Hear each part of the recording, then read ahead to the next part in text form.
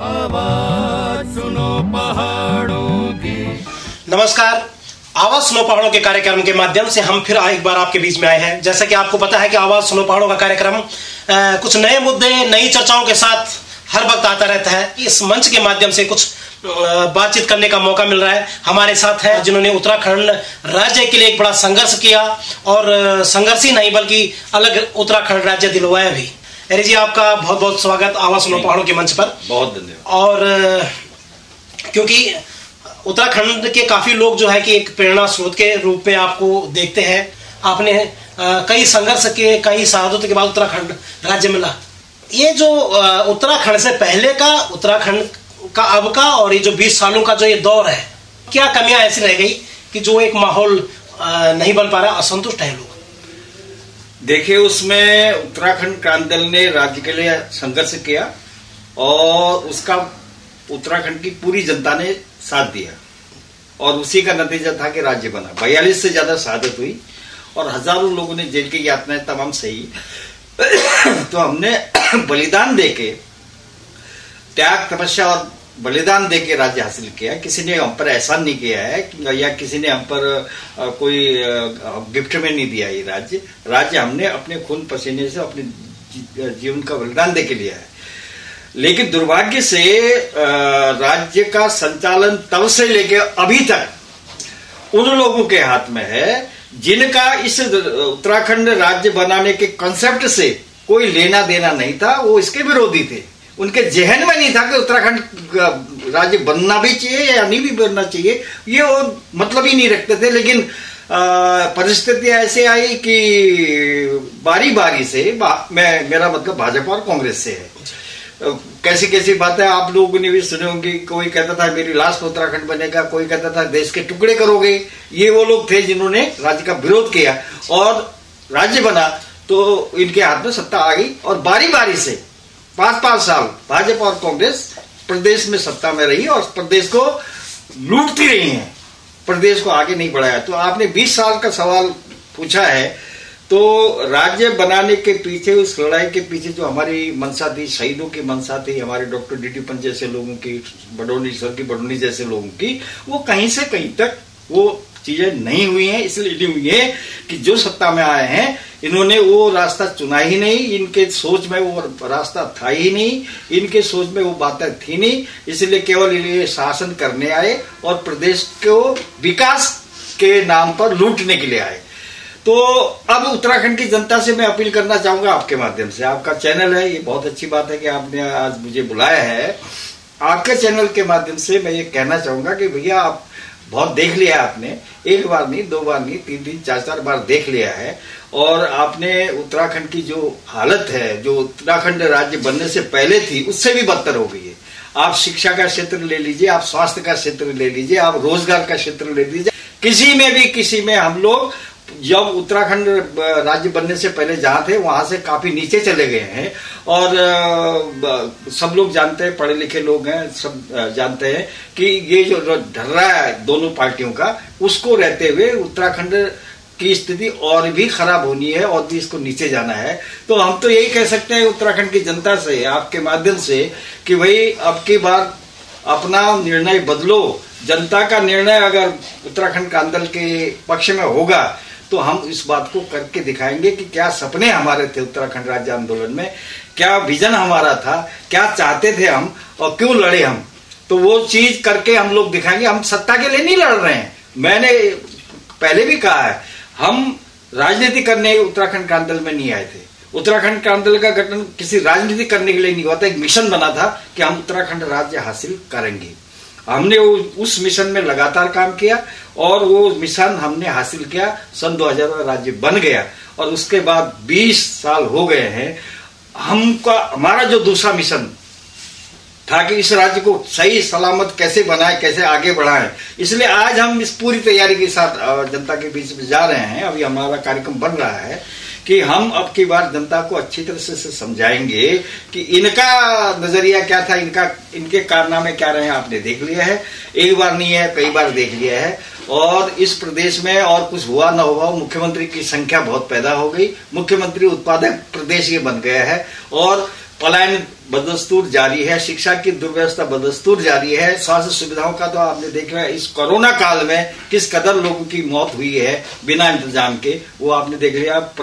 हमारी प्रसूता महिलाएं रास्ते में दम तोड़ दे रही हैं। अभी कोरोना काल में दुर्भाग्य से और सौभाग्य से हमारे प्रवास में जो लोग गए थे रोजी रोटी की तलाश में, उनको वापस आना पड़ा। हमने सरकार से कहा कि आप जो है ये जो प्रवास के लोग वापस आए हैं, इनको वहीं उसी गांव में उसी मिट्टी में रहने देने के लिए आपको कुछ काम करना पड़ेगा। हमने कहा इनको 10,000 रुपया मंथली दे दो, और हमने कहा कि 10,000 के बराबर आप इनसे काम ले लो, काम बतेरे हैं आप ले सकते थे, और 10,000 रुपये दे दो, और उसको ये तब तक दो जब तक कि वो अपनी योजना कोई नया काम करने के लिए, चाहे वो खेती का करे, पशुपालन का करे, हॉर्टिकल्चर का करे, बी का करे, मत्स्य पालन का करे, कुछ भी करे, डेयरी का करे, तो वो अपनी योजना बनाएगा। उसकी योजना बनाने और उसको उसके लिए उस योजना का पास होने और उसके लिए ऋण मिलने तक वो परेशान न हो, वो खाना रोज खा ले, उससे कुछ काम ले लो और 10,000 रुपये मंथली उसको दे दो। सरकार ने नहीं सुनना था, नहीं सुना, और नतीजा ये हुआ कि आप देखेंगे बहुत सारे, आप सर्वे करके देख लीजिए, जितने लोग आए थे उनमें से ज्यादातर लोग वापस जाने के लिए मजबूर हुए हैं। तो एक जो मैंने कहा सौभाग्य से भी दुर्भाग्य से भी, तो उस दुर्भाग्य में सौभाग्य भी छिपा था कि वो अपने घर आए थे, अपनी मिट्टी में आए थे, अपनी जड़ों में वापस लौटे थे, उनको भी हम रोक नहीं पाए। रोजगार की क्या हालत है, और भ्रष्टाचार तो ये है कि चरम पे है। आप सरकारी दफ्तरों को देख लीजिए, से लेके सचिवालय तक भ्रष्टाचारी भ्रष्टाचार है, और सरकार खुद पैसा इकट्ठा करके अपने हाईकमांड को पहुंचाते हैं भाजपा और कांग्रेस वाले, तो भ्रष्टाचार रुकेगा कैसे? कहीं ना कहीं जब ये 20 सालों में सरकारें बनी हैं, चाहे बीजेपी की चाहे कांग्रेस की, तो किसी न किसी पार्टी को जो है कि क्रांति दल का जो है कि समर्थन रहा, तो उस समर्थन में क्या फायदा हुआ या नुकसान हुआ है, कैसे आप, क्योंकि आप जब सरकारें चल रही तो समर्थन कहीं ना कहीं यूकेडी का था। बिल्कुल बिल्कुल। 2007 में भाजपा 3 विधायक थे हमारे, और भाजपा को समर्थन दिया। जनरल खंडूरी मुख्यमंत्री थे, हमने 9 बिंदु रखे थे इनके सामने, क्योंकि वो देखिए ये संसदीय प्रणाली में, संसदीय सिस्टम में आपको राजनीतिक फैसले लेने होते हैं, वो आपको फायदा करें या नुकसान करें ये अलग है। ये जिम्मेदारी होती है कि सरकार बने, उसमें हमने हिस्सेदारी की कि ताकि दोबारा चुनाव न हो। हंग असेंबली आ गई थी, दोबारा चुनाव न हो, इसलिए हमने कहा एक कोई सरकार बने। उस सरकार के सामने हमने 9 बिंदु रखे कि ये बिंदु पर आप सब काम करें, नहीं किया, हमने समर्थन वापस लिया। उसके बाद 2012 में हमारा एक ही विधायक था, और एक ही विधायक था तो उसमें भी एक की जरूरत थी, तो कांग्रेस की सरकार है, हमने कहा हम आपको समर्थन देते हैं। उनके सामने भी वो 9 बिंदु रखे थे, लेकिन उन्होंने भी कुछ नहीं किया। तो ये हमारी एक संसदीय परंपरा की मजबूरी थी कि सरकार बने, दोबारा चुनाव न हो, इसके लिए हमने दिया। लेकिन अपना एजेंडा, हमारे जो बिंदु थे, राजधानी से लेकर तमाम सारे बिंदु हमारे 9 बिंदु में थे। इंडस्ट्रियल पॉलिसी पहाड़ के लिए बनाना, रोजगार की व्यवस्था करना, धारा 371 को लागू कराना, ये तमाम सारे बिंदु थे, उनको हमने किया, लेकिन किसी ने नहीं किया। अल्टीमेटली वो सरकार भी गई।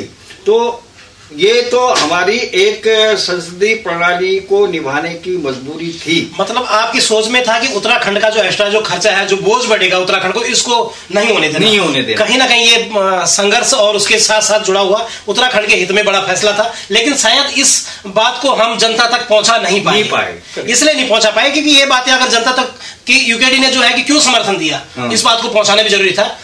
आगे ऐसी स्थिति हुई तब क्या करेंगे? आगे ऐसी स्थिति, अव्वल तो मैं आपको कहना चाहता हूं कि बहुत बड़े बोल की बात नहीं है। अगर जनता ने हमारी बात सुन ली, हमने मेहनत कर ली, हमारे सारे साथियों ने मेहनत की, और हम सही दिशा में आगे बढ़े राजनीतिक तौर पर, तो ये नौबत नहीं आएगी, उत्तराखंड क्रांति दल सरकार बना सकता है। माना आपने एक सवाल पूछा कि अगर ऐसी स्थिति आई क्या करेंगे, तो उस स्थिति में भी हम ये कहना चाहेंगे कि तब भी अगर ऐसी मजबूरी होगी तो हमको राजनीतिक निर्णय तो लेना पड़ेगा। संसदीय जो हमारा कर्तव्य है कि जनता के ऊपर बोझ न पड़े, सरकार बने, लेकिन वो जो 2 बार का हमारा अनुभव है वो यहाँ काम आएगा। हम उसको फिर ज्यादा छूट नहीं देंगे। हमारे मुद्दों पर काम करना जिस दिन बंद किया उस दिन सरकार चली जाएगी, लेकिन सरकार बनाने में हम मदद कर सकते हैं, लेकिन इसकी नौबत नहीं आएगी।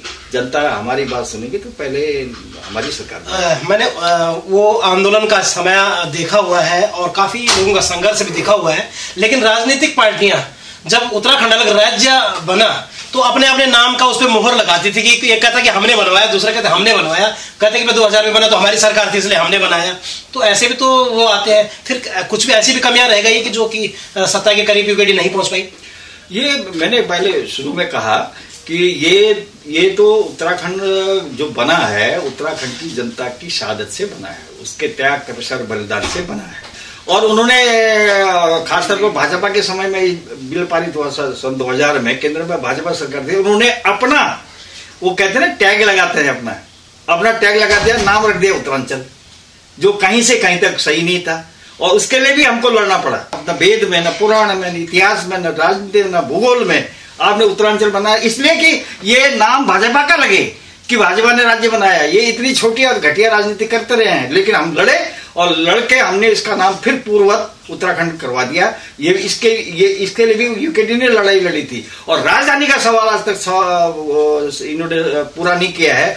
20 साल ये तो न भूतो न भविष्यति कि एक प्रदेश की राजधानी बनाने के लिए भाजपा ने एक आयोग गठित कर दिया, कांग्रेस ने भी उसी आयोग को आगे किया, फिर भाजपा ने उसी आयोग को किया। ये तो कहीं हुआ ही नहीं है दुनिया में, देख लीजिए आप, राजधानी बनाने के लिए कोई आयोग की स्थापना हुई हो। एक सीधी सीधी बात थी, गैरसैंण को राजधानी बनाओ। अभी भी कभी ग्रीष्मकालीन कभी ये कालीन करके ये लोगों को उलझा रहे हैं, लोगों के साथ प्रपंच कर रहे हैं। हमारा शुरू से था, राज्य बनने से पहले 1992 में हमने राजधानी का शिलान्यास गैरसैंण में किया था, वीर चंद्र सिंह गढ़वाली के नाम से पत्थर लगाया हमारा, और ये चुप थे, ये कुछ बोल नहीं पाए उसके खिलाफ। लेकिन सरकार बनने के बाद इनकी वो चुप्पी रही है, अभी तक उसका फैसला इन्होंने नहीं किया है। जब ये इतनी सी बात नहीं कर सकते हैं तो लोगों के विकास की, लोगों के भले की, लोगों की सुविधाएं देने की बात कहां से करेंगे? कैसे कौन कौन से आपके ऐसे मुद्दे होंगे जिन पे कि जनता विश्वास करे? मतलब अभी क्या है कि समय ऐसा है कि जनता भी देख रही कि किसको देखें, तो ये बात मुझे लगता है कि यूकेडी की नहीं बल्कि जनता की बन जाए। जनता ये सोचे कि ये हमारी पार्टी है, हम इसके साथ हैं। तो ऐसा कौन सा एजेंडा आपके पास है कि जिसको आप जनता के बीच जाएंगे, जिनको लेके? देखिए, बहुत पॉपुलर जो घोषणाएं करते हैं वो बात नहीं कर रहे हैं। हमने अपने दृष्टि पत्र में, मतलब विजन डॉक्यूमेंट में पहले भी रखा, जनता के बीच में वो ले जाएंगे। हमने कहा है कि सबसे बड़ी बात यह है कि हम रोजगार, जिस तरह से बेरोजगारी बढ़ी है और लोग परेशान हैं, अपना घर छोड़ रहे हैं, अपना जमीन छोड़ रहे हैं और फ्रस्ट्रेटेड हैं, तो उनके लिए रोजगार की व्यवस्था आपको करनी है, नंबर 1। और हमने ये कहा है कि हम एक परिवार के एक व्यक्ति को सरकारी नौकरी देंगे, ये आसान है, होगा, ये हम जनता के बीच में रखेंगे। दूसरा, हमारे यहाँ से सारी नदियां निकलती हैं, लेकिन हम सूखे हैं, भूखे हैं और पानी खरीद कर पीते हैं, तो जनता को निःशुल्क जल मिलेगा, ये दूसरा हमारा वादा है, इसको हम कर सकते हैं। तीसरा, बिजली, हम सारी बिजली हम पैदा करते हैं, देश को देते हैं, लेकिन हमारे यहाँ बिजली इतनी महंगी है और उसमें तमाम सारे भ्रष्टाचार है, तो बिजली भी फ्री होगी। चौथा ये रहेगा कि हम पर्यावरण की रक्षा करते हैं, पहाड़ के लोग, वन संरक्षण अधिनियम सख्ती से लागू है 1000 मीटर से ऊपर पूरे पहाड़ में। तो इसका मतलब ये हुआ कि हमको वनों से कुछ भी नहीं हासिल होना है, तो लकड़ी तो वनों से आएगी, हम खाना किस में बनाएंगे? इसलिए हमने सरकार से पहले भी मांग की थी, इसमें भी करेंगे। निःशुल्क चूल्हे की गैस, कुकिंग गैस आप हमको देंगे ताकि हमारे जंगल बचे रहे।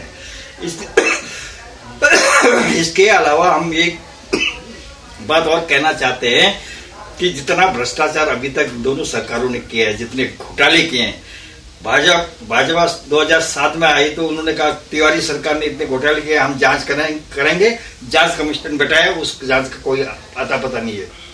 फिर उसके बाद भाजपा हटी, कांग्रेस आई, तो भाजपा के शासनकाल के तमाम घोटाले में, अभी उसमें समय लगेगा, उन्होंने कहा कि हम जांच करेंगे, कमीशन बिठाया, उस कमीशन का पता नहीं, कोई घोटाले की जांच नहीं हुई और उसका कोई नतीजा नहीं निकला। हम जनता से वादा कर रहे हैं, करेंगे, अभी अपने कैंपेन में जाएंगे और हम पूरा तरह से इसके लिए मुतमईन हैं, तैयार हैं और इस पर पूरी तरह से हमको विश्वास है कि हम दोनों सरकारों ने जितने घोटाले किए हैं उनकी जांच कराएंगे, उच्च स्तरीय जांच कराएंगे। उसमें दोषी मुख्यमंत्री से लेकर चपरासी तक जो भी होगा उसको हम जेल की हवा जरूर खिलाएंगे। ये हम वादा कर रहे हैं उत्तराखंड की जनता से। और मुझे लगता है कहीं ना कहीं अब जो तैयारियां हैं एक नई ऊर्जा के साथ आप आ रहे हैं, लास्ट क्या कहना चाहेंगे 2 शब्दों में जनता के लिए?